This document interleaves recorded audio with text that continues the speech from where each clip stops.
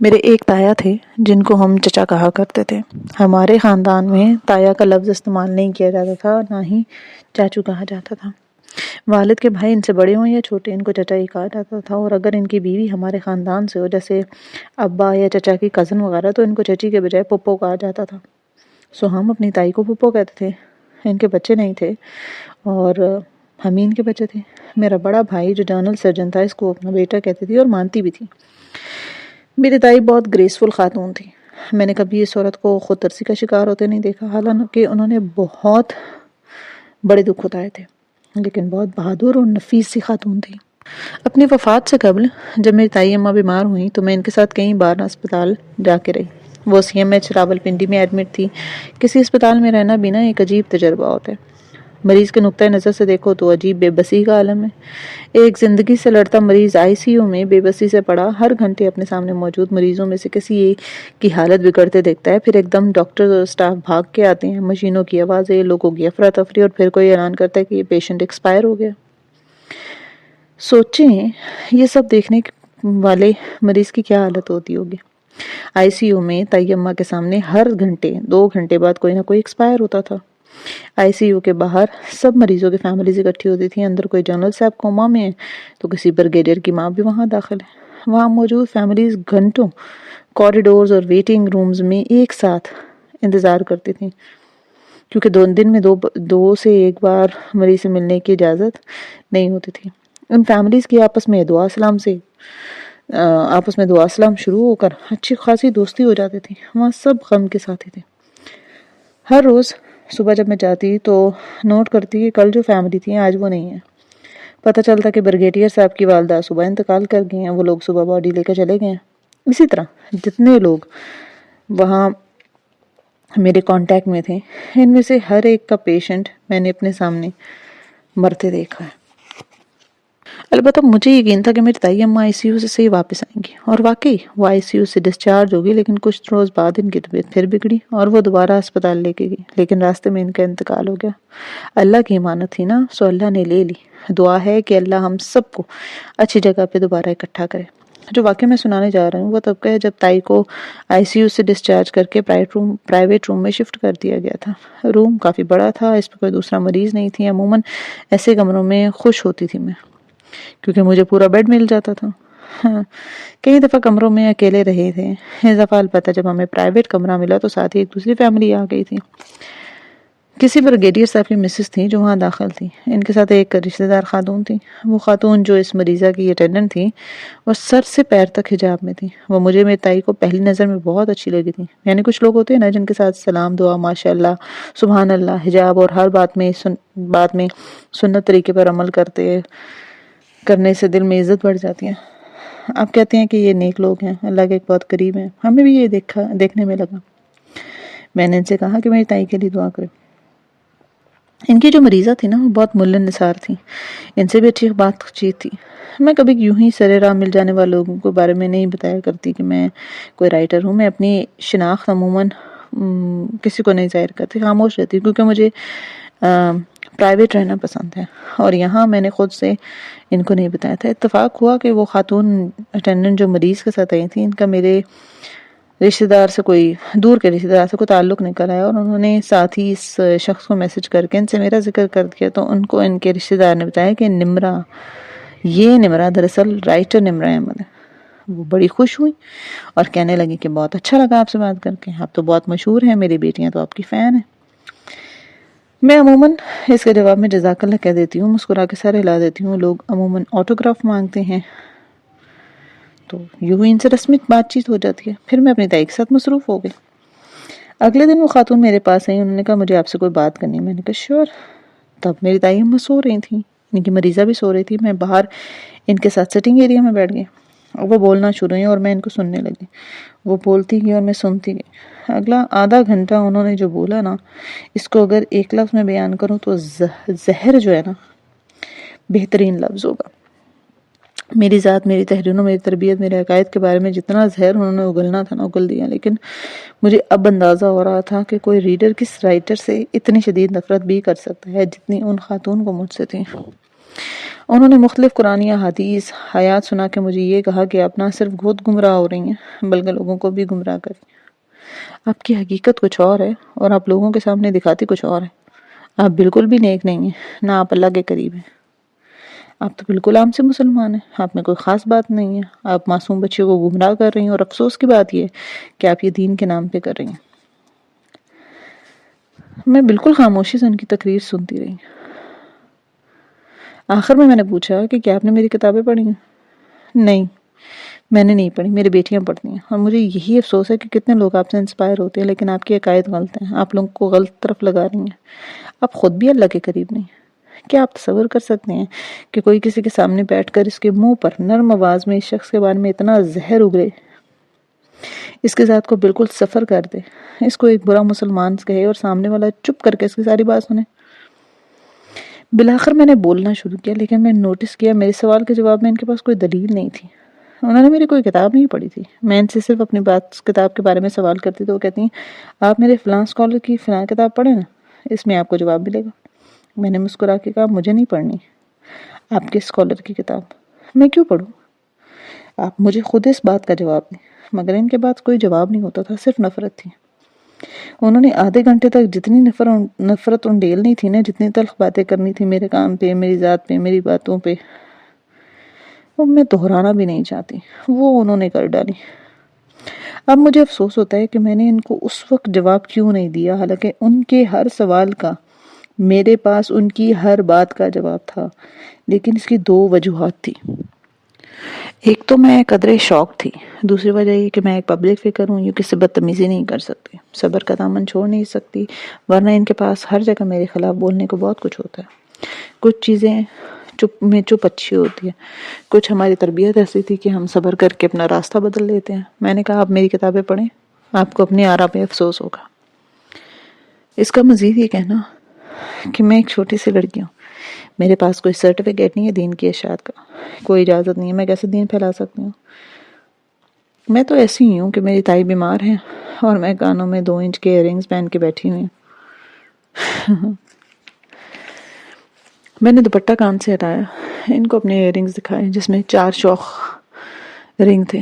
یہ 2 انچ کا نہیں ہے، یہ 4 انچ کا ہے، اور میں اس سے بھی لمبے ایئر رنگز پہنتی ہوں۔ میں ہر وقت بریسلیٹ انگوٹھیاں بھی پہن کے رکھتی ہوں۔ میری ہیروئنز بھی میری طرح صاف ستھری اور اچھے سے ڈریس اپ ہوتی ہیں۔ میں جیسی ہوں ویسی ہی لڑکی اپنے ناولز میں دکھاتی ہوں۔ مگر میں نے نہ کسی عورت کو اتنا ڈھیٹ، اتنا نفرت میں اندھا نہیں دیکھا تھا جتنی وہ خاتون تھی۔ وہ بولے جا رہی تھی، وہ میری ریڈر بھی نہیں تھی اور اتنی ججمنٹل تھیں کہ حد نہیں۔ میں تحیر سے ان کی کو سنتی رہی۔ میں نے ان کی بات، اس کے بعد میں نے ان سے بات نہیں کی، میں وہاں سے اٹھ گئی۔ میری تائی جو اس وقت سوتی جاگتی کیفیت میں تھی، دروازہ کھلا تھا یا کیا، انہوں نے اکثر ہماری باتیں سن لی تھی۔ انہوں نے میری بعد میں کہا کہ اس عورت سے زیادہ بات نہ کرو۔ مجھے شروع میں اس کے سبحان اللہ جزاک اللہ نے بہت متاثر کیا تھا، لیکن میں اس دین کو نہیں پہچانتی جو کسی کو یوں ہرٹ کرنے کی اجازت دے۔ پھر وہ مجھ پہ غصہ ہوئی، تم نے اس کو کھری کھری کیوں نہیں سنائی؟ میں نے ٹھنڈی سی سانس بھر کے سوچا کہ میں کبھی نہ کبھی اس کو جواب ضرور دوں گی۔ ہم رائٹرز ہیں اور رائٹرز کا ایسے دل نہیں دکھانا چاہیے۔ وہ آپ کو کسی کتاب میں شامل کر کے مار بھی سکتے ہیں اور ویلن بھی بنا سکتے ہیں، اور میرا تو دل بہت دکھا تھا۔ میرا دل اتنا دکھا تھا کہ مجھے جسمانی طور پر سینے میں درد شروع ہو گئی تھی۔ میرے ساتھ بہت کم دفعہ ایسی نفرت کا اظہار ہوتا ہے۔ ایسے کتنے لوگ ہوں گے جن سے میری دوستی یا تعلق ختم ہو گیا تھا، لیکن وہ پھر بھی میں ان سے ایسی نفرت نہیں کرتی تھی۔ مجھے اللہ کے بندوں میں سے کسی سے نفرت تھی ہی نہیں۔ اور جو اس عورت کے الفاظ میں مجھے اپنے لیے نفرت دکھی نا، مجھے اس کی بات سے بہت تکلیف ہوئی تھی، میں بیان نہیں کر سکتی۔ کوئی جو آپ کو نہیں جانتا وہ کیسے کہہ سکتا ہے کہ آپ اللہ کے قریب نہیں ہیں؟ ہو سکتا ہے میں واقعی اللہ کے قریب ہوں، ہو سکتا ہے میں اتنی بری ہوں جتنا اس نے مجھے پیش کیا ہے، لیکن اس کا حق کس نے اس کو دیا کہ میرے منہ پہ یہ سب کہے؟ میں ان کی باتوں سے اتنی زیادہ ہرٹ ہوئی، میری سمجھ میں نہیں آیا کہ میں اس تکلیف کو اندر جذب کروں یا باہر انڈیلوں۔ آج تک مجھے ملنے والے کسی ریڈر نے ایسے نہیں کیا۔ میرا ہسپتال میں دم گھٹنے لگا۔ شام ہوئی تو میں باہر ہوا خوری کے لیے آئی۔ میں نے اپنی دوست کو بلا لیا اور ہم دونوں CMH کے ایک باغیچے میں جا کے بیٹھ گئے۔ سرما کے دن تھے، بارش کچھ دیر ہوئے رکی تھی اور اب ہوا چل رہی تھی ٹھنڈی. وہاں سرسبز گھاس کے کھیتے بنے ہوئے تھے جن میں بہت سے رنگوں کے پھول تھے، لیکن مجھے کچھ اچھا نہیں لگ رہا تھا. میری دوست نے مجھ سے پوچھا بھی کہ تم کیوں اتنی اداس ہو، تو میں نے فیصلہ کیا کہ تکلیف کو باہر انڈیل دینا بہتر ہے. آج ایک عورت ملی تھی جس نے مجھے کبھی پڑھا نہیں، صرف میرے کام کے بارے میں سن رکھا ہے اور کچھ اندازے لگائے ہیں، اور اس نے مجھ سے اتنی نفرت انگیز باتیں کی ہیں کہ میں شوق دوں. میں واقعتاً شوق کے عالم میں بتا رہی تھی اور میں دکھی تھی، لیکن کوئی مجھ سے اتنی نفرت کر سکتا ہے، وہ بھی دین کا نام لے کے. وہ ٹھہری صدا کی دانا انسان سوچ سوچ کے بولنے لگی. بنیادی طور پر اس نے یہی کہا تھا کہ تم اس قابل نہیں ہو کہ تم دین کے بارے میں کچھ کہہ سکو، کیونکہ تم اللہ کے قریب نہیں ہو. ہاں ایسا ہی ہوا ہے. میں نے اس بات میں سر ہلا دیا. مجھے اندازہ تھا کہ اب میری دوست مجھے آگے سے دلاسا دے گی. وہ کہے گی کہ کسی کی تنقید پہ اپنا دن خراب نہیں کرتے، اس کو دل سے نہیں لگاتے، وہ عورت تمہیں جانتی نہیں، وغیرہ وغیرہ. وہی ٹپیکل نصیحت جو ہر ایک کو آج کل دی جاتی ہے. اپنی دوست کو یہ سب بتاتے ہو مجھے لگ رہا تھا کہ میں اپنے الفاظ ضائع کر رہی ہوں، کیونکہ وہ مجھے کچھ بھی ایسا نہیں بتا سکے گی جو میں پہلے سے نہیں جانتی. لیکن میری دوست نے یہ سب نہیں کہا. وہ بڑی سادگی سے بولی، دراصل تم ان کی باتوں کی وجہ سے اپسٹ نہیں ہو.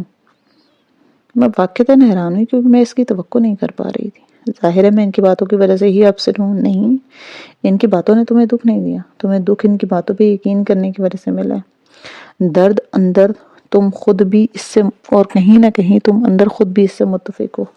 اس نے وہی کہا جو تم خود اپنے بارے میں سوچتی تھی. میں آہستہ آہستہ پلک کے جھپک کر اسے دیکھ رہی تھی. میری زبان واقعتاً مفلوج ہو چکی تھی. تم اندر سے خود پہ شک کا شکار ہو، اس کو سیلف ڈاؤٹ کہتے ہیں. تمہیں اس کی باتیں درست لگ رہی ہیں، تم اپنی نظروں میں ان الزامات سے بری نہیں کر پا رہے خود کو. You do not approve yourself. مسئلہ وہ عورت نہیں ہے، اس کی ہزاروں لاکھوں لوگوں کی سوچ بدلنا مسئلہ نہیں ہے، مسئلہ تمہارے اندر ہے. اس نے اپنے سینے پہ مٹھی بنا کے دستک دی. مسئلہ یہاں ہے. پھر میری تائی کا کچھ دن کے بعد انتقال ہو گیا. میں واپس گھر گئی. میری دوست کی باتیں، اس عورت کی نفرت اور CMH پیچھے رہ گیا. ICU کے کتنے مریض اپنے پیروں پہ گھر گئے تھے اور کتنے کندھوں پہ مجھے معلوم نہیں ہو سکا. مگر وہ عورت، اس کی تلخ باتیں اور میری دوست کی سچ کی کڑواہٹ، یہ سب میرے ساتھ رہا. کئی دن، کئی ہفتے میں ذہنی طور پر اس اثر سے نکل نہیں پائی. میں ان دنوں جس ناول کی قسط لکھ رہی تھی، میں نے اسے سرے سے لکھنا چھوڑ دیا تھا. الفاظ ذہن میں آتے ہی نہیں تھے. ساری کہانی میں معلوم ہوتی، کردار بھی محنت کر رہے تھے کہ میں صفحے پہ اتاروں، لیکن میں نہیں لکھ پا رہی تھی. میرے اندر سے عجیب جذبات کا میں شکار تھی. میں دکھی نہیں تھی، میں حیران تھی. مجھے خود پہ حیرت تھی کہ کبھی مجھے اندازہ ہی نہیں ہوا کہ میں سیلف ڈاؤٹ کا شکار ہوں. سیلف ڈاؤٹ کا شکار وہ لوگ ہوتے ہیں جن کے گھر والے ان کے کام پہ تنقید کرتے ہیں. میرے گھر والوں نے تو ہمیشہ میری حوصلہ افزائی کی. میں نے جو لکھا، جب لکھا، جیسے بھی لکھا، انہوں نے کبھی اعتراض نہیں کیا، انہوں نے کبھی حوصلہ شکنی نہیں کی. میری اماں فخر سے لوگوں کو بتاتی کہ نمرہ میری بیٹی، اور لوگ ان سے میری تعریف کر کے پیار سے کتابیں مانگتے رہتے. اور یہاں تک کہ ہر کچھ دن کے بعد میری اماں کے پاس میری کتابوں کی کلیکشن ختم ہو جاتی. اتنی نمرہ احمد کی کتابیں کسی نے آج تک نہیں خریدی ہوں گی جتنی میری اماں کے بک شیلف نے خریدی تھی. میرے ابا نا میری کتابوں پہ عموماً ہنستے تھے. ان کو یہ تک پتہ نہیں تھا کہ پاکستان میں لوگ ناولز خرید کے پڑھتے ہیں. ان کو معلوم ہی نہیں تھا کہ میں کیا لکھتی ہوں. لیکن جب لوگ ان کو آ کے بتاتے نا، تو مجھے معلوم ہے کہ وہ اندر سے فخر محسوس کرتے تھے.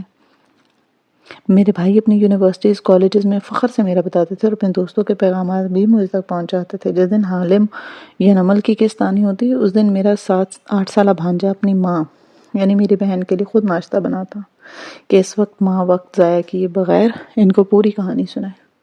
میری 6 سالہ بھانجی نے نمل کی آخری 7 میں سے خود گیس کیا تھا کہ سرخ مفلر والا کون نکلے گا. میرے بہن بھائیوں نے آج تک مجھے اتنا نہیں کہا کہ فلاں ناول میں آپ کو یوں نہیں یوں کرنا چاہیے تھا. ہاں، بھانجے بھانجیوں کے تھوڑے بہت اعتراضات ہوتے ہیں. جیسے 6 سالہ بھانجی کا نمل کے اوپر سب سے بڑا اعتراض تھا کہ جب زمر کی لفٹ میں پانی بھرا اور وہ ڈوبنے لگی تو آپ نے یہ نہیں بتایا کہ اس کا پرس اور موبائل کا کیا بنا. پورے پاکستان کو زمر کی فکر تھی، اور اس محترمہ کو اس کے پرس اور موبائل کے گیلے ہونے کا خوف کھا گیا. ایسے ماحول میں لکھنے والی لڑکی سیلف ڈاؤٹ کا شکار کیسے ہو جاتی ہے؟ سیلف ڈاؤٹ تو ان لوگوں کو ہوتا ہے نا جن کو اپنے اوپر یقین نہیں ہوتا، جن کی شخصیت بہت کمزور ہوتی ہے۔ میرے ساتھ بے شک شک کے بہت سارے مسئلے رہے ہیں، جیسے میں نے ایسے خیال نہیں رکھا جیسے رکھنا چاہیے تھا، لیکن میں ہمیشہ سے مضبوط شخصیت رہی ہوں، یعنی اپنی کمزوریاں چھپا لیتی تھی۔ میرے خاندان والے کہتے تھے کہ یہ بڑی سٹرونگ لڑکی ہے۔ پھر یہ سیلف ڈاؤٹ کہاں سے آیا؟ میں ایک دن بیٹھی یہ سب سوچنے لگی، میں اور سیلف ڈاؤٹ۔ مجھے تو ہمیشہ اعتماد ملا ہے، محبت ملی ہے، پریویلیجڈ رہی ہوں میں، اور یہاں تک کہ میں چونک گئی، جیسے کوئی گہری نیند سے آپ کو جگا نہیں دیتا، اتنے برسوں میں آپ اپنے آپ کو سمجھاتی ہیں کہ آپ میں سیلف ڈاؤٹ کہاں سے آیا۔ بالآخر مجھے اپنی الجھن کا سرا مل گیا۔ میری کہانی کو یہیں روکتے ہیں، کیونکہ میری کہانی کو مزید سمجھنے کے لیے آپ کو پہلے سیلف ڈاؤٹ کو سمجھنا ہوگا۔ سیلف ڈاؤٹ کیا ہے؟ یہ لوگوں میں کیوں پیدا ہوتی ہے؟ اب میں جو بتانے جا رہی ہوں اس کے مطابق آپ نے خود کو دیکھنا ہے، پرکھنا ہے، کہیں یہ آپ میں تو موجود نہیں ہے، اور اگر ہے تو اس کو جڑ تک پہنچنا ہے۔ اس کتاب میں جہاں میری کہانی رکے گی وہیں آپ کی شروع ہوگی۔ یہ آپ کی اور میری کہانی ہے، ہم دونوں کی کہانی ہے۔ سیلف کا مطلب ہے ذات، نفس، اور ڈاؤٹ انگریزی میں کہتے ہیں شک کو۔ ذات پہ شک کا کیا مطلب ہوتا ہے؟ یعنی اپنی ذات پہ یقین نہ ہونا، اپنے کام پہ اعتماد نہ ہونا، یہ سمجھنا کہ میں جو بھی کر لوں گا وہ کبھی کافی نہیں ہوگا، میں سب کے لیے، کسی خاص شخص کے لیے کبھی کافی نہیں ہوں گا، مجھ سے کچھ ٹھیک نہیں ہوتا، مجھ سے کچھ ٹھیک نہیں ہوگا۔ اگر آپ کوئی سیلف ڈاؤٹ کا شکار ہیں تو آپ نیا کام شروع کرتے وقت 100 طرح کے وہم لاحق ہوتے ہیں۔ آپ ایک ہی کام کو بار بار ری چیک کرتے ہیں کہ میں نے ٹھیک سے کیا یا نہیں، کیونکہ آپ کو یقین ہوتا ہے کہ کچھ نہ کچھ تو مسئلہ ہو جائے گا۔ پھر مسئلہ ہو بھی جاتا ہے، آپ کو اپنا آپ لوگوں سے بہت کمتر لگتا ہے، کیونکہ جیسے فلاں شخص کام کرتا ہے نا، بھئی میں تو ویسے کر ہی نہیں سکتا۔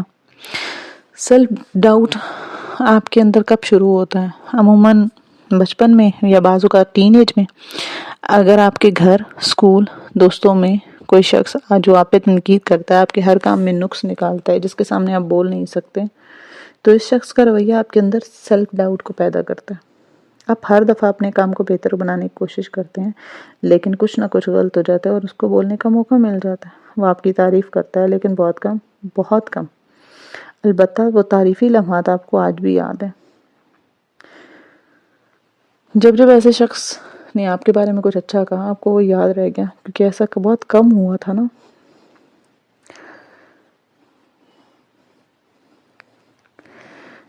لیکن آپ کو یہ بھی یاد رہتا ہے کہ اس کی نظروں میں آپ ایک کمتر مقام پر ہیں۔ اس شخص کے لیے آپ جو بھی کر لیں، آپ کبھی کافی نہیں ہوتے۔ کبھی آپ کو اس پہ غصہ آتا ہے، لیکن اس کے باوجود آپ ایسے کام کرنے کی کوشش کرتے ہیں جس سے وہ خوش ہو۔ اس شخص کی تعریف بہت معنی رکھتی ہے، اس کا اپروول اس سے بھی زیادہ معنی رکھتا ہے۔ اپروول کیا ہوتا ہے؟ کسی کام، جذبات یا ذات کو اوکے کر دینا، آپ قبول کرتے ہیں اور کہنا ہاں تم ٹھیک کر رہے ہو، یہ ہوتا ہے کسی کو اپروو کرنا۔ لیکن آپ کے بچپن میں اس شخص نے، ماں باپ، بہن بھائی، ٹیچر، کوئی بھی ہو سکتا ہے، ہمیشہ آپ کو یہ بتاتا ہے کہ آپ نہ سمجھیں، آپ میں اتنی عقل نہیں، آپ کو کیا پتا، آپ کو ڈھنگ سے کچھ کرنا ہی نہیں آتا۔ اس نے یہ بھی بتایا کہ آپ کے جذبات، آپ کے احساسات بھی درست نہیں ہیں، آپ کچھ زیادہ ہی احساس کر رہے ہیں، آپ ہر بات کو محسوس کرتے ہیں، آپ بالکل بھی احساس نہیں، آپ کو کسی کی پرواہ نہیں، آپ کا رویہ فیک ہے، آپ دل سے نہیں کر رہے، آپ بہت ہوشیار ہیں، چلاک ہیں، 2 نمبر ہیں، مگر ہاں آپ کا فلاں بہن بھائی نا زیادہ قابل ہے اور آپ اس جیسے کبھی ہو ہی نہیں سکتے۔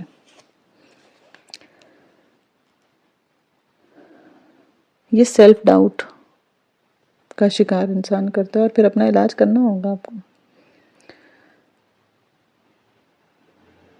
جس کی سیلف اسٹیم اونچی اور اعلیٰ نہ ہو، وہ ایسا شخص ہوتا ہے جس کے بارے میں آپ ایک ڈیسنٹ رائے قائم کرتے ہیں۔ اس کو غرور یا اکڑ نہیں ہے، لیکن وہ خود کو کسی سے کمتر نہیں سمجھتا۔ وہ اپنے آپ کو ایک اچھا، محنتی، امانتدار، لگن سے کام کرنے والا شخص تصور کرتا ہے۔ اسے اپنی قدر و قیمت کا احساس ہوتا ہے، اسے اپنی ذات پہ شرمندگی نہیں ہوتی، نہ ہی وہ خود کو ناپسند کرتا ہے۔ وہ جیسا ہے جس بھی بنیاد پہ وہ اپنے آپ سے محبت کرتا ہے، کیونکہ وہ اپنی خامیوں اور خوبیوں کے ساتھ خود کو قبول کر چکا ہوتا ہے۔ جبکہ کمتر سیلف اسٹیم والا انسان ایسا نہیں ہوتا، کیونکہ اس کے اندر اپنے لیے محبت نہیں ہوتی، وہ اپنی عزت نہیں کرتا، اسے اپنی قدر و قیمت کا احساس ہی نہیں ہوتا، اس کے پاس اپنی کوئی ڈیفینیشن نہیں ہوتی۔ اب میری کہانی کی طرف آتے ہیں۔ یہ سب میرا مسئلہ نہیں تھا، یہ واقعہ تب پیش آیا تھا جب میں CMH میں تھی۔ میں اپنے اس طرح کے مسئلوں سے بہت آگے تھی، میری سیلف اسٹیم بہت ہائی تھی، میری بہت عزت تھی، میں بہت اونچی تھی، میں ٹاکسک لوگوں کو اپنی زندگی سے مکھن میں سے بال کی طرح نکال چکی تھی، لیکن اس کے باوجود میں سیلف ڈاؤٹ کا شکار تھی۔ یہ وہ ہوتا ہے نا ایک مرحلہ جب آپ حیران ہوتے ہیں کہ آپ تو اتنا خیال رکھتے ہیں، آپ تندرست ہو چکے ہیں، اپنے نفسیاتی مسائل حل کر چکے ہیں، تو یہ کیا ہوا؟ یہ کون سا مسئلہ نکلا اور یہ کب سے آپ کے اندر ہے؟ کسی آستین کے سانپ کی طرح آپ سے پال رہے تھے، یہ آپ کو ڈنک مارے جا رہا تھا، آپ کتنے بے خبر تھے۔ مجھے سیلف ڈاؤٹ کیوں تھا؟ حالانکہ میرے بچپن کے حالات تو بہت اچھے تھے، میری تو سیلف اسٹیم بھی بہت اچھی تھی، پھر بھی دراصل میرا مسئلہ وہی تھا، وہی ہائی اچیورز انسانوں کے ساتھ جو ہوتا ہے۔ دنیا کے سامنے وہ ایک کامیاب سیلیبریٹی ہوتے ہیں، لیکن اندر سے وہ سیلف ڈاؤٹ کا شکار ہوتے ہیں، وہ خود کو چمکنے نہیں دیتے، حالانکہ چمکنا ان کا حق بھی تھا اور فرض بھی۔ حق ایسے کہ اللہ تعالیٰ نے ہم سب کو کے اندر ایک روشنی رکھی ہے، ہم سب کے اندر، بھلے ہم ذہین ہیں یا کم ذہین ہیں، امیر ہیں یا غریب ہیں، ہم نے اسے باہر آنے دینا ہے۔ اور فرض اس طرح کہ جب ہم اس روشنی کو چمکتے دیتے ہیں نا تو یہ ہمارے ارد گرد پھیلتی ہے اور دوسرے لوگ اس کو دیکھ کے اپنے اندر کی روشنی کو باہر لاتے ہیں۔ ہمارے چمکنے سے دوسرے چمکتے ہیں، جیسے چاند کی کوئی روشنی نہیں ہوتی نا لیکن سورج کی روشنی سے وہ چمکتا ہے، بالکل ویسے ہی ہمارے چمکنے سے دوسرے بھی چمکتے ہیں۔ لیکن میرے جیسے کچھ لوگ خود کو چمکنے دینے سے نا ہچکچاتے ہیں۔ کیوں؟ کیونکہ ان کو لگتا ہے کہ وہ اس کے اہل نہیں ہیں، ان کو لگتا ہے کہ ان کی روشنی اصلی نہیں ہے، ان کو لگتا ہے کہ وہ زیادہ پریویلیجڈ ہیں، وہ جعلی ہیں، وہ امپوسٹر ہیں۔ اس کو نفسیاتی اصلاح میں امپوسٹر سنڈروم بھی کہا جاتا ہے، اور میں ایک عمر تک امپوسٹر سنڈروم کا شکار رہی ہوں۔ امپوسٹر کے بارے میں ہم بعد میں بات کریں گے، پہلے اس لو پریویلیجڈ کو سمجھتے ہیں۔ پریویلیجڈ کہتے ہیں انگریزی زبان میں کسی خاص مراحت کو، خاص فوائد، خاص نعمتیں، انعامات، سہولیات جن لوگوں کے پاس ہوتی ہیں ان کو پریویلیجڈ لوگ کہا جاتا ہے۔ وہ لوگ جو سہولیات کے ساتھ پیدا ہوئے ہیں، آسانیوں اور محبتوں میں بڑے ہوئے ہیں، ان کے پاس پیسہ بہت تھا، معاشرے میں مقام تھا، اس لیے بہت ساری چیزیں ان کے لیے آسان تھیں۔ کچھ لوگوں کا پریویلیج ان کی دولت، ان کی معاشرتی سٹیٹس ہوتا ہے، میرا پریویلیج یہ تھا، لیکن اس کے ساتھ میرا ذہن بھی تھا۔ مجھے اللہ تعالیٰ نے بہت اچھا ذہن عطا کیا تھا، میں عام لوگوں سے جلدی چیزیں سمجھ لیتی تھی، جلدی مسئلوں کی حل نکال لیتی تھی، میں ہر کام کو کرنے سے پہلے آسان اور سموتھ سسٹم بنا کے کام کرتی تھی۔ میرے مقابلے میں میرے گھر کے کام کرنے والی ماسی مسئلوں کے حل کو شاید ایسے نہیں نکال سکتی تھی کیونکہ وہ پریویلیج نہیں تھی۔ میں نے وہ مسئلے دیکھے ہیں جو اس نے نہیں دیکھے، میں نے وہ مسئلے نہیں دیکھے جو اس نے دیکھے ہیں، رزق کے مسئلے، جسمانی مسئلے، ایسے کئی مسئلے جن سے اللہ تعالیٰ نے مجھے محفوظ رکھا ہوا ہے۔ اس لیے میں اگر اچھا لکھ لیتی ہوں تو اس میں میرا کمال نہیں ہے، یہ اس لیے تھا کیونکہ میں پریویلیجڈ تھی۔ مجھے بہت جگہ محسوس ہوا کہ اللہ نے مجھے بہت آسانیوں میں رکھا ہے تاکہ میں اپنی تحریروں پہ فوکس کروں۔ میرے پاس یہ پریویلیج نہ ہوتے تو میں رائٹر نہ بن سکتی۔ میں اپنے کامیاب رائٹر ہونے کا کریڈٹ اپنے پریویلیج کو دیتی ہوں، اور اس چیز نے میرے اندر ایک گلٹ پیدا کر دیا۔ اس گلٹ نے مجھے یہ سکھایا کہ میں ایک امپوسٹر ہوں، جعلی انسان۔ یہ وہ انسان تھا جو خود کو وہ ظاہر کرتا ہے جو وہ ہوتا ہی نہیں ہے۔ میرے نزدیک میں ایک امپوسٹر تھی، میری کامیابیاں نہیں ہیں کیونکہ یہ میرے پریویلیجز کی وجہ سے ہیں، کیونکہ اس سے سیکھتا تو میرا بونس ہے، مگر اس تعلیم کی پہلی اسٹوڈنٹ میں خود ہوں، میں خود کو پڑھا رہی ہوں، کسی اور کو نہیں۔ میں سیلف ڈاؤٹ سے کیسے نکلی یہ اتنا آسان نہیں تھا، میں آپ کو چند طریقے بتاتی ہوں، لیکن وہ کام صرف تب کریں جب آپ کا دل پوری طرح سے ان پر عمل کر سکے۔ پہلا کام، اپنے دل کو ٹٹولیں، اپنے دل کو ٹٹولیں۔ کیسے؟ آج آپ نے ان تمام لوگوں کو یاد کرنا ہے جو زندگی کے موقع میں آپ کے ساتھ تو رہے ہیں، آپ کی ہر وقت کی تنقید کی انہوں نے اور آپ کے اندر کو مسخ کیا۔ آج آپ کا آج بھی دل چاہتا ہے کہ ان لوگوں کو دکھا سکے کہ آپ کہاں پہنچ گئے ہیں، آپ ان کو دکھا بھی دیتے ہیں، لیکن پھر بھی دل اندر سے ٹھنڈا نہیں ہوا کیونکہ خوف ہے کہ آپ ان لوگوں جیسے نہ بن جائیں جن سے آپ نفرت کرتے ہیں۔ آپ کریڈٹ خود کو نہیں دیتے کیونکہ لگتا ہے کہ مغرور ہو جائیں گے۔ وہ لوگ آپ کو بتاتے ہیں کہ تم نہیں کر سکتے، اور آپ دو طریقے سے رد عمل دیتے تھے، یا تو ہمت ہار جاتے تھے اور کہتے تھے کہ نہیں میں نہیں یہ کر سکتا، یا پھر زیادہ پرعزم ہو جاتے تھے اور کہتے ہاں میں تو کر کے دکھاؤں گا۔ یہ دونوں رویے ایک دوسرے کے ایک ہی سکے کے دو رخ ہیں۔ دونوں صورتوں میں انسان کا اپروول آپ کو آج بھی درکار ہے۔ اپنے صرف خود سے یہ کہنا ہے کہ سوری مجھے یہ کرنے کی ضرورت نہیں ہے۔ یہ بات آپ نے سمجھ لینی ہے، آپ کو کوئی ضرورت نہیں ہے کسی ایسے کام میں خود کو ہلکان کرنے کی جو آپ کسی کو اپروول حاصل کرنے کے لیے یا خود کو کچھ ثابت کرنے کے لیے کر رہے ہیں۔ اگر خود کو کچھ ثابت کرنا چاہتے ہیں تو اپنی نظروں میں کرنا ہے، اپنی زندگی کے پلان کے مطابق کرنا ہے۔ مجھے ضرورت نہیں ہے یہ کرنے کی، جب ہوگی تب کر لوں گا۔ آپ نے کسی کو امپریس نہیں کرنا، کسی پہ کچھ ثابت نہیں کرنا، آپ نے کسی کو کچھ دکھانا نہیں ہے۔ آپ نے جو بھی کرنا ہے اپنی فلاح کے لیے کرنا ہے۔ جو کرنا ہے کوئی آپ کو دیکھ کے کیا سوچے گا اس بارے میں سوچنا اب آپ چھوڑ دیں۔ اگر 18 سال کی عمر کے بعد بھی آپ کی زندگی میں کوئی ایسا شخص ہے نا جو آپ کو ہر وقت تنقید کا نشانہ بناتا ہے، یا آپ کو اس کو خوش کرنے کی کوشش کرتے ہیں پھر بھی وہ خوش نہیں ہوتا، تو آپ اپنی زندگی کے اوپر بہت غور کریں۔ آپ کسی ٹاکسک رشتے میں پھنسے ہوئے ہیں۔ اگر تو یہ کوئی خونی رشتہ ہے نا، یہ شادی کا ہے، پھر تو بڑے صبر تحمل سے کام لینا پڑے گا، اور بار بار اپنے الفاظ اور عمل سے اس شخص کو بتانا ہوگا کہ آپ کو اس کا رویہ پسند نہیں ہے۔ لیکن اگر یہ دوستی وغیرہ کا تعلق ہے تو باؤنڈریز سیٹ کریں۔ میرا کام میری نظر میں کیسا ہے، میں خود اپنے نظر میں کیا مقام رکھتی ہوں، یہ اہم ہونا چاہیے۔ اس کو اہم کرنا اتنا آسان نہیں ہے، لیکن یہ آپ کی بار بار کی پریکٹس سے ممکن ہے۔ اپنے آپ کو کریڈٹ دینا سیکھیں۔ آپ کیوں کریڈٹ نہیں دیتے خود کو؟ میں بھی اپنے آپ کو کریڈٹ نہیں دیتی، میں سمجھتی تھی میں بہت پریویلیج ہوں، جو کامیابی ہیں وہ حقیقی میں میری نہیں، لیکن میں نے سوچا بھلے معاشرے میں میرا ایک مقام ہے، مالی حالت اچھے ہیں، لیکن کیا اللہ تعالیٰ نے مجھے جسمانی روحانی جذباتی تکلیف سے نہیں گزارا؟ کیا اللہ نے میرے اوپر ذہنی دباؤ نہیں ڈالا، جذباتی دکھ، بلکہ بڑے سے بڑے ٹراماز آزمائش کی طرح مسلط نہیں کی؟ معلوم نہیں کس آزمائش میں اللہ کے سامنے پاس ہوئی میں اور کس میں فیل ہوئی، لیکن نکل تو میں ہر ایک میں سے آئی نا۔ میں ایک سروائیور ہوں۔ ایک ٹراما میں نے دیکھا ہے، اگر میں چھوٹی عمر میں کچھ حاصل کیا تو چھوٹی عمر میں نے بڑے بڑے ٹراماز بھی دیکھے۔ میں نے ہر امتحان سے بہت کچھ سیکھا ہے اور اسے کسی اور شکل میں ڈھال کے اپنی کتابوں میں لکھیں۔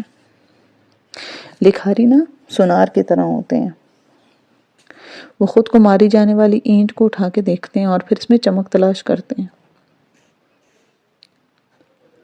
وہ اس کو بھی سونا سمجھتے ہیں، پھر اس سمیت خود آگ میں ڈالتے ہیں۔ اپنے دکھ کی اینٹ کو وہ پگھلا کر اسے خوبصورت شکل میں ڈھالتے ہیں، اس کو نگینوں سے مزین کرتے ہیں اور لوگوں کے سامنے پیش کرتے ہیں۔ لوگ اس میں چمکتے کردار، دمکتی کہانیاں دیکھتے ہیں، لیکن انہی سب کے اندر لکھاری کا اپنا دکھ چھپا ہوتا ہے۔ اور یوں میں نے یہ جانا کہ میں امپوسٹر نہیں ہوں۔ مجھے سب سے زیادہ شاید میرے قارئین نہیں جانتے۔ ان سے پہلے میں اپنے گرد اونچی دیواریں کھڑے کر کے رکھتی تھی، پھر میں نے ان دیواروں میں روزن بنانے شروع کر دیے۔ میٹ اینڈ گریٹ ایونٹس بھی کے لیے سوشل میڈیا پہ زیادہ لوگوں سے خود کو جوڑنا شروع کیا، اپنے ریڈر سے ایک مضبوط تعلق قائم کیا۔ خود کو کریڈٹ دینا خود پسندی یا غرور نہیں ہوتا۔ غرور کہتے ہیں خود کو دوسروں سے اچھا سمجھنا۔ خود کو کریڈٹ دینا اپنے فیصلوں کا احساس ہوتا ہے۔ جب بھی آپ کو لگے کہ یہ مرحلہ کتنا مشکل ہے، کیسے پار کریں گے، تو اپنے ماضی کے بڑے بڑے فیصلے یاد کریں۔ وہ ساری کامیابیاں سمیٹیں جو آپ نے حاصل کی ہیں، وہ آپ ہی نے سمیٹنی ہے نا۔ اتنے دکھوں سے گزر گئے، آج جو آپ اپنے پیروں پہ کھڑے ہیں وہ آپ ہی ہیں نا۔ اپنے سیلف ڈاؤٹ کو شکست دینے کا ایک اور طریقہ بھی ہے، لوگوں سے اپنے کام کی توثیق کی توقع نہ کرنا، نہ مانگنا۔ توثیق یعنی کہ ویلیڈیشن کیا ہوتی ہے؟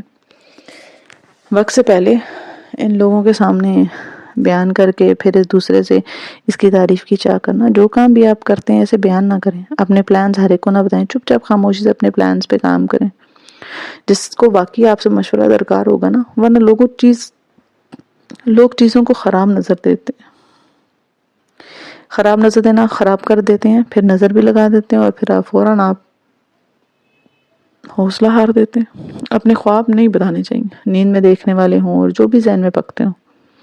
آپ کا دل ایک رنگین شیشے کی طرح ہے، جب سورج چمک رہا ہوتا ہے نا تو دل کو بھی چمکنا ہوتا ہے، لیکن جب اندھیرا چھا جاتا ہے نا تب صرف وہی شیشے چمکتے ہیں جن کی روشنی ان کے اندر سے آ رہی ہوتی ہے۔ آپ کو اپنے دل کے اندر خود سے جلانا ہے، اس کو اپنی روح کے اندر ایک باغ لگانا ہے۔ باغ بیج بونے سے لگایا جاتا ہے، اور جو سب آپ اس کتاب میں پڑھ رہے ہیں نا بیج ہے۔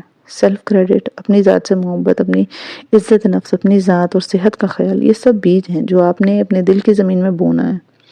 اس پہ بار بار عمل کرنا ہے، اس کو پانی دینا ہے۔ پانی بار بار دیا جائے تو پودے جڑ پکڑتے ہیں، دل کی روشنی برقرار رکھی جائے تو پودے بڑے ہو جاتے ہیں۔ ایک دفعہ بیج بو کے چھوڑ نہیں دینا۔ بعض دفعہ ہم سیلف ڈاؤٹ کا شکار اس لیے بھی ہوتے ہیں کیونکہ ہمارے اندر اعتماد کی کمی ہوتی ہے۔ یہ کمی ارد گرد کے لوگوں کی وجہ سے ایک لمبے عرصے تک کہی جانے والی باتوں کے باعث ہوتی ہے، اور اس لیے آپ کو کبھی چمکنے کا موقع نہیں دیتی۔ اس لیے اپنی ذات کی تلاش بہت ضروری ہے، اپنی خوبیاں، اپنی طاقت پہچانیے۔ اگر خود کو نہیں معلوم تو اپنے دوستوں سے، مخلص دوستوں سے پوچھیں، وہ آپ کو بتائیں گے کہ آپ کی کیا چیز ان کے دل کو بھاتی ہے۔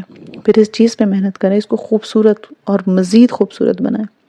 اعتماد کی کمی دور کرنے کے لیے آپ کو ایک کام کرنا ہوگا۔ جس کام میں آپ کو اعتماد نہیں ہے اور آپ کہتے ہیں کہ یہ مجھ سے نہیں ہوگا یا میں کچھ غلط کر ڈالوں گی، اس کام کے پیچھے مت بھاگیں۔ وہ ایسے بیل کی طرح ہے جس کے پیچھے اگر آپ بھاگیں گے تو ہاتھ میں کچھ نہیں آئے گا، آپ اس کے پیچھے خوار ہو جائیں گے۔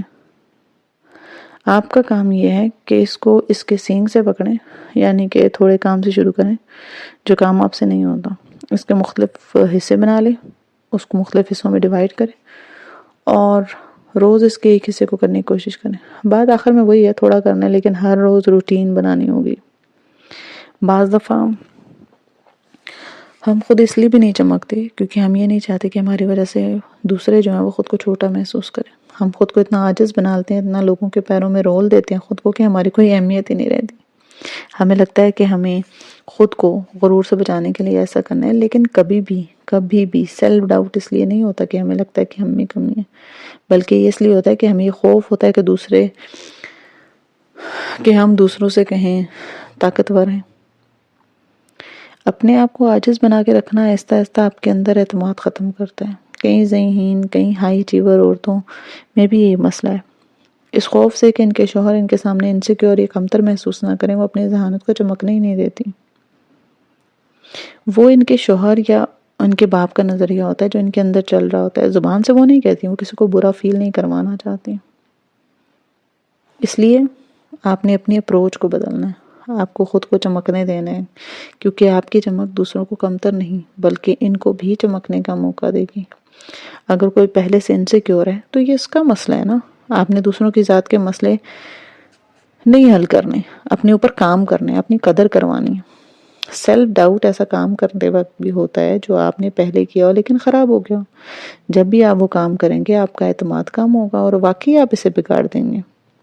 ایسے میں آپ نے وہی کرسی والی تکنیک کرنی ہے، خود کو اپنے سامنے کرسی پہ بلانا ہے یا آئینے کے سامنے کھڑا ہونا ہے، خود سے کہیں ہاں ٹھیک ہے میں نے پہلے بھی یہ کیا تھا، ہاں ٹھیک ہے یہ مجھ سے غلط ہوا تھا، لیکن اللہ تعالیٰ فرماتا ہے نا کہ دوسری دفعہ کام کرنا آسان ہوتا ہے، چونکہ میں پہلی دفعہ کر چکی ہوں اب اسے کرنا آسان ہے، بس جو غلطی مجھ سے پہلی دفعہ ہو گئی اب اس کو درست کرنا ہے، غلطی نہیں دہرانی۔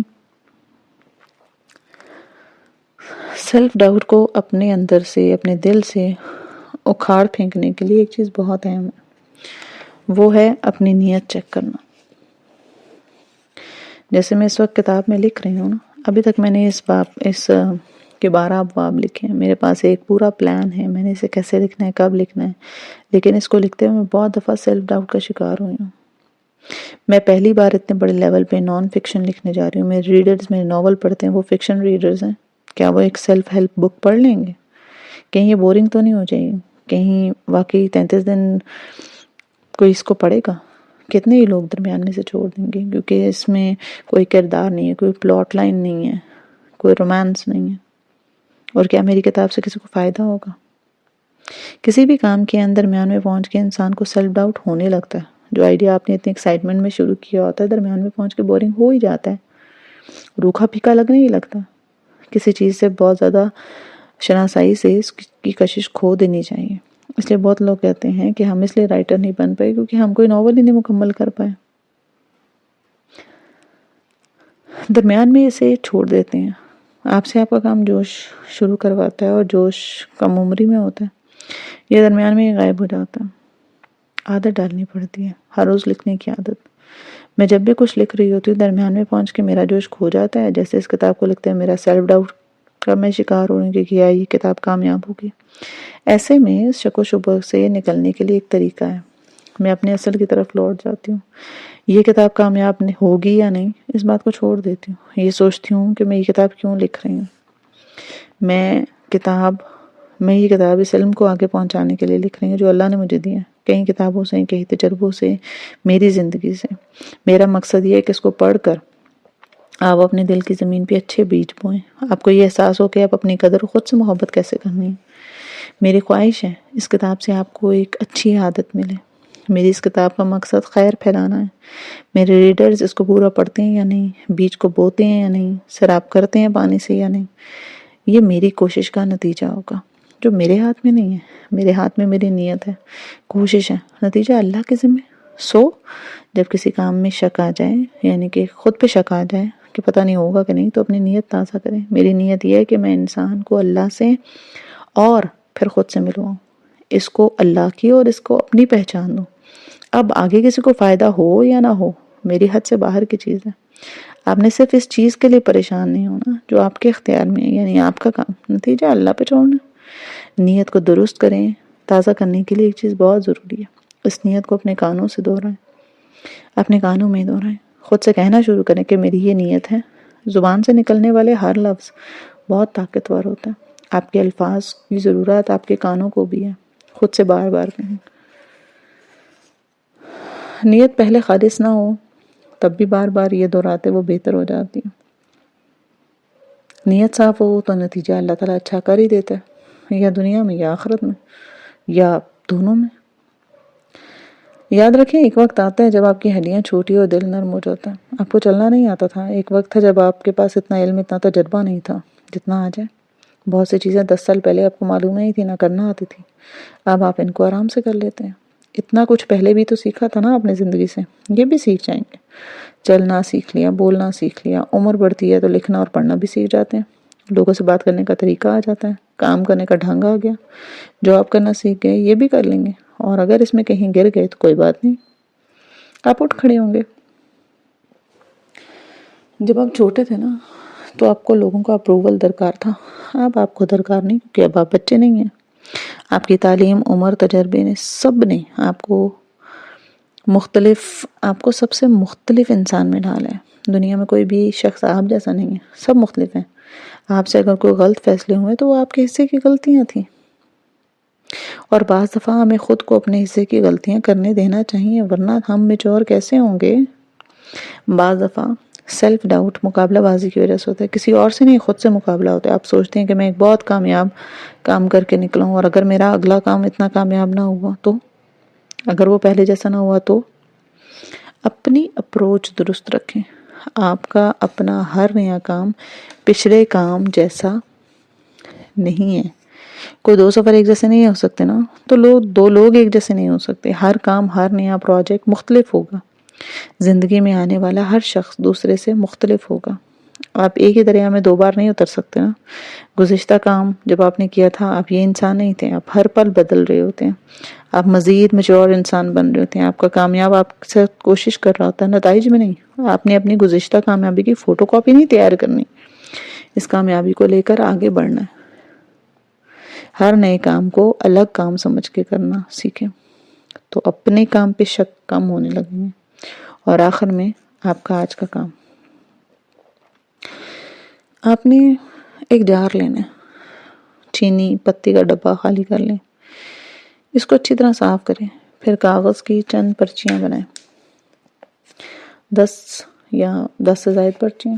ہر پرچی پہ اپنی زندگی کی ایک کامیابی لکھیں، یہ کامیابی کوئی بھی ہو سکتی ہے، امتحان میں کامیابی، جاب میں کامیابی، خاندان میں کسی کا مسئلہ حل کروانے کی کامیابی، کسی کی زندگی بہتر کرنے کی کامیابی، اپنے آپ میں کوئی اچھی عادت ڈال کے اس کا نتیجہ دیکھ لینے کی کامیابی، وزن کم کرنے کی کامیابی، اپنا کمرہ ڈیکوریٹ کرنے کی کامیابی، کوئی بھی ایسا کام جس سے آپ کا دل خوش ہوا ہو، وہ ایک کام پرچی پہ لکھیں، اس کو رول کریں، اس جار میں ڈالیں، یہ آپ کا اچھی یادوں کا جار ہے۔ اس کو آپ نے ہر ہفتے میں ایک دفعہ اپنے بیڈ پہ انڈیلنا ہے، ایک ایک پرچی نکال کے پڑھنی اور اس کو واپس رکھ دینا۔ ہر ہفتے اس میں ایک پرچی کا اضافہ کر دیا کریں۔ بظاہر یہ آپ کو کوئی عام سی عادت لگے گی، لیکن میں نے کہا نا، چھوٹی چھوٹی عادتیں عام نہیں ہوتی، یہ بیج ہیں، ان کے درخت بننے میں وقت لگے گا۔